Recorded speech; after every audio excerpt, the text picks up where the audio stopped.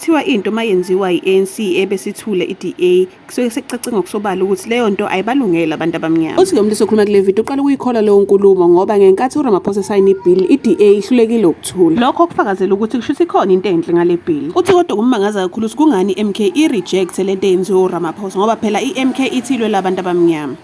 Abantu abakwazi ukukhuluma bathi uma into eyenziwa u-ANC bese i-DA ithule okanye isupport ubohlalo wazi ukuthi leyo into ayibalungela abantu abamnyama.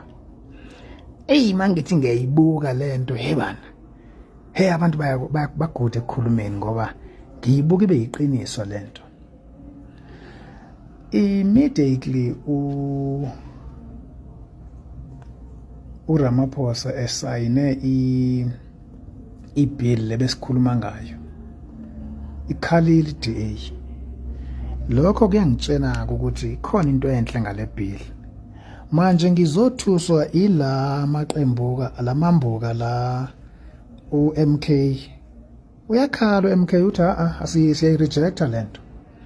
So ngisafuna ukuthi on what grounds are they rejecting it? Ngoba bathi phela bona balwela umuntu omnyama. So uma mhlambi lo muntu omnyama elwela omunye umuntu ngento efanayo nale abayishoyo ukuthi umhlaba kuba ibona bathi umhlaba. Uma sekuqhamuka omunye umuntu eyenza lonto leyo abasafuni phela labantu abanyama bakhululwe. Kufanele bakhululwe uma bekhululwa yibona. Usawuhlokola umuntu omnyama ngalento. Kodwa ke ake ngingasheshi ngisho kakhulu kanjalo ngoba ngisafuna ukuzwa ukuthi indaba bethi abafuni ngalento bayirejecta le.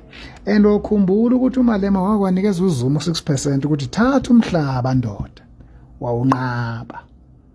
Baphika abantu bathi uZuma akakwenzile lokho.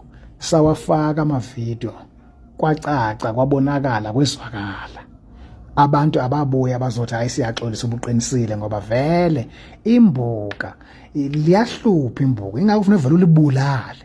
Ngezwe ngoZuma ke namba fowethu ningangibuke kambi phela hawu ngisho into esho ubaba wenu nje and ubaba wenu uma eseshilo konke kuhle. So imbuka liyahlupha ingakho ufuna vele ulibulale.